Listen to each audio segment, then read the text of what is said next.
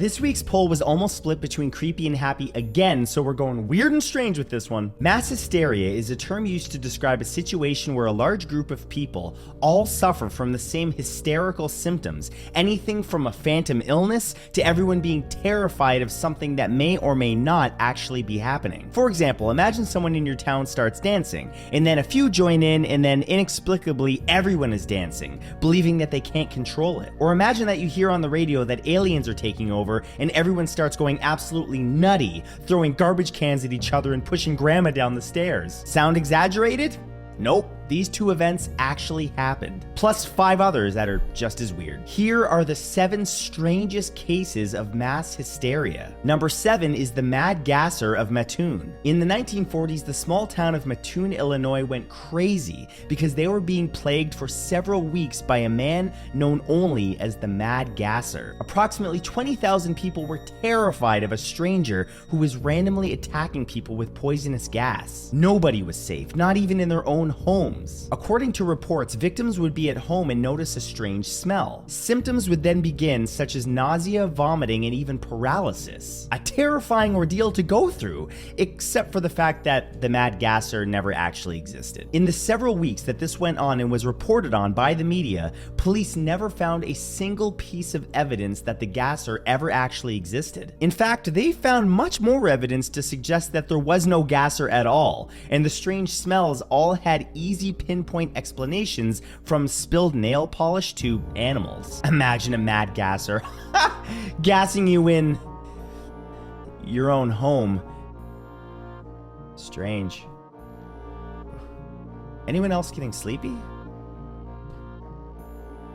Number 6 was the Great Clown Panic. Mass hysteria isn't just something that happened back in the olden days. In fact, there was a case as recent as 2016 that some of you might remember. The Great Worldwide Clown Scare of 2016 made international headlines, but was primarily centered in the United States. Spreading from the United States to Canada, the United Kingdom, and elsewhere, there was widespread hysteria that murderous, bloodthirsty clowns were roaming the streets. By October of that year, there were dozens of reports coming in daily about spottings of sinister clowns roaming in the shadows. It all seemed to stem from some viral videos of a man dressed as a creepy clown standing on street corners, as well as popping out at people, scaring the bejesus out of them. That's all it took, and suddenly people were seeing Pennywise and Krusty everywhere. However, this was a real problem, as police and emergency services were spending valuable resources following up on constant reports of clowns with weapons, clowns making threats, clowns looking ominous, clowns dating your mom, boom, unexpected roast. But although the videos surely inspired some copycats, the reports were largely false and just a case of mass hysteria. It all made national news, which just fueled the fire even more, but ultimately was quelled when police started realizing that it was just a hoax and Krusty isn't actually waiting to lure your child into his tent of horror. Number 5 is the Tanzania laughter incident. Laughter is the best medicine unless thousands of people are doing it uncontrollably, in which case you would probably benefit from a frown or two. In 1962, in the East African country of Tanzania, there was a report of a girl who started laughing uncontrollably for no reason and couldn't stop. As a student, her teachers asked her to stop, which she replied, "I can't." But the real issue began when this unexplainable laughing plague spread to other students. Over 100 students started laughing the same way, which actually caused the school to shut down, but it did not end there. It actually continued from January all the way to March, and then spread beyond the borders of the school as far as adjacent towns and schools, until over 1,000 people were affected by this laughing hysteria. A unique case of mass hysteria, as it was not fear-based. Researchers studied this event and determined that the laughter was likely caused by anxiety, a common problem among students to begin with, but also exacerbated by the fact that the region had recently just gained independence, which caused unrest in a lot of people's minds. Number 4 was the dancing plague. Perhaps the oldest and definitely one of the most famous cases of mass hysteria occurred back in 1518, over 500 years ago in Strasbourg, France. One random hot day in July, a woman named Frau Trafia took to the street and started dancing. It seemed weird, but hey, she wasn't hurting anybody. She danced all day, then for 2 days straight. then an entire week. By the end of that week, she actually had over 36 people joining in on her dancing madness. However, this continued into August, where as many as 400 people started uncontrollably dancing in the street. Completely unable to stop, these people were pushed to the breaking point in the hot summer heat and started dropping like flies, some of them to their own death according to some reports. The remaining dancers were forcibly removed from the streets and brought to churches to be prayed for. To this day, nobody really knows why this happened, but the best guess is that disease and famine were sweeping through Strasbourg at the time, and it was also a superstitious period, and one common belief among Catholics was that Saint Vitus could curse you with a dancing plague. Number 3 was the Halifax Slasher. Nothing like the fear of a little stabby stabby to get the masses freaked out. In 1938 in Halifax, England, 2 reports were made to authorities of a man with shiny buckles on his shoes and a mallet who was walking around bludgeoning women. 2 separate reports set off a panic that created a mob of people searching the streets to find this murderous villain. Within the first few days of the initial reports, several other attacks were reported,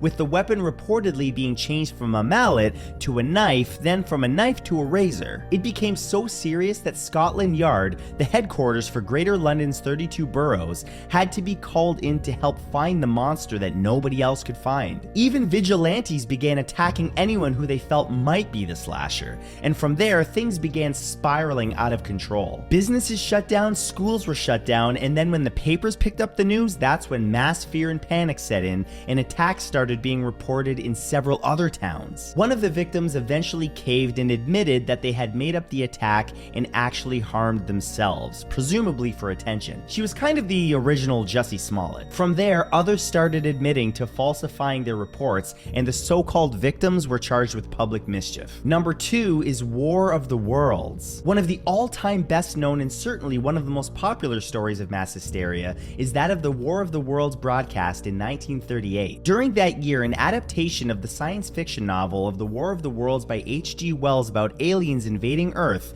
was broadcast on the CBS radio. Although intended to be a piece of fictional entertainment, it was definitely not taken as such. See, context is important here. Radio used to be a major source of news for people. TV was still relatively new, only being invented 10 years prior, so people were still turning into the radio for their daily news. In addition, the episode, directed and narrated by Orson Welles, was aired during the years just before World War II, an extremely tense time. The problem was that some listeners did not know that the narration they were listening to was a fictional novel, and so when people tuned in during the broadcast, especially in the middle, they believed that what they were hearing was a news bulletin. This created mass panic and hysteria, which was exacerbated by the fact that the broadcasts were dramatized over a series of news broadcasts, not just one. By that afternoon, what was intended to be fiction had actually become reality. Thousands of people took to the streets of New York and New Jersey, panicking and looking up at the sky to see little green creatures and where they were landing. It even made news around the world, but was eventually announced as a hoax by police